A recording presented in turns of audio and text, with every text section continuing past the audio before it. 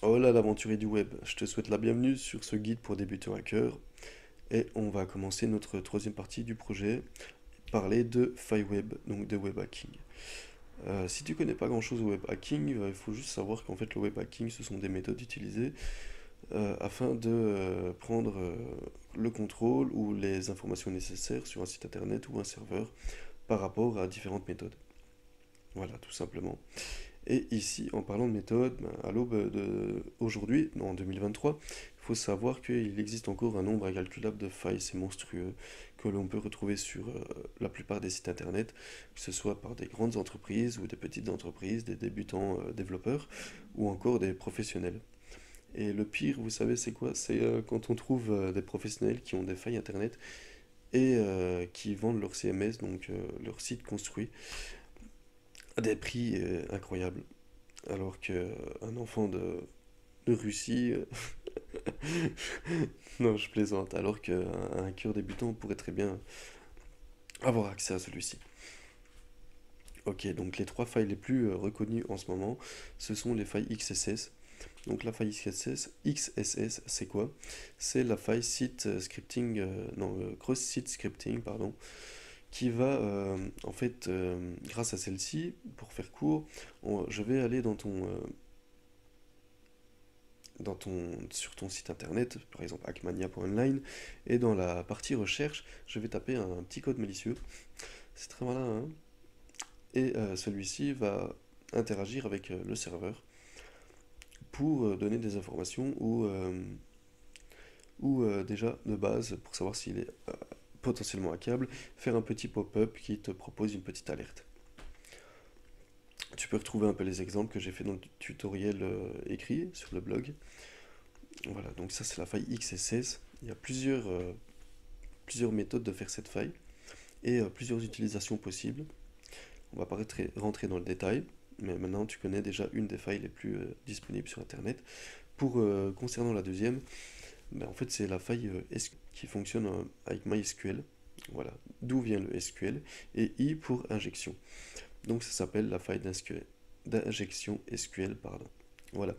En fait, grâce à la faille d'injection SQL, c'est pareil un peu que la faille XSS, le but étant de récupérer des informations et là plutôt des bases de données ou faire des modifications dans une base de données. Voilà.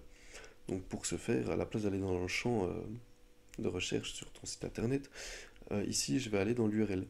Et tu peux constater que par exemple, là je vais le mettre juste au-dessus de moi, c'est un champ exploitable ou pas. Après ça, il faut faire des tests, mais c'est grâce à la partie qui est juste là que la plupart des sites sont presque piratables. Après, il y a beaucoup de fixes, il y a beaucoup de patchs, il y a vraiment différentes méthodes de sécurisation. Et après, nous avions la faille upload. Donc la faille upload, c'est quoi? C'est comme par exemple, tu dois remplir un formulaire sur un site internet et là, tu dois envoyer ta photo, ta carte d'identité en format PDF ou PNG ou je ne sais quel format. Le but étant ici que par exemple, si c'est directement sur le site internet, le développeur aura sans doute fait une sécurité qui va lui dire, écoute, tu vérifies le fichier, si c'est un fichier .pdf, JPG, PNG ou quelconque de format image, tu vas l'accepter. Si c'est un fichier non conforme à ce que je viens de te demander dans ma condition, donc que le fichier soit bien une image, tu dis qu'il y a une erreur, tout simplement. Voilà. Ça, ce serait comment sécuriser la faille upload.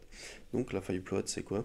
C'est justement, si tu l'as compris, c'est d'envoyer un fichier qui n'a rien à voir. C'est un point .exe, ça peut être un script, un PHP, un code malveillant qui va donner l'accès au serveur, dans tout ce qui pourrait toucher le serveur web par exemple, ou si c'est hébergé sur un FTP, par exemple un VPS, pardon, mais de là avoir accès à une machine complète, donc un serveur en ligne, à la place d'un hébergement. Ok, donc voilà, ici je te parlais des trois failles qui sont potentiellement retrouvées sur beaucoup de sites internet, c'est dommage, et ça fait le bonheur de certaines personnes. Toujours un petit humour noir hein, qu'il faut. Enfin voilà. Écoute, c'était la fin de cette première vidéo, et dans la deuxième vidéo, je pense que je vais parler plus concrètement des failles. te les expliquer et te faire des exercices qui vont passer en challenge, etc. Ça m'a donné vraiment une bonne idée cette histoire. Et je vous dis à demain ou à tout à l'heure pour une nouvelle vidéo.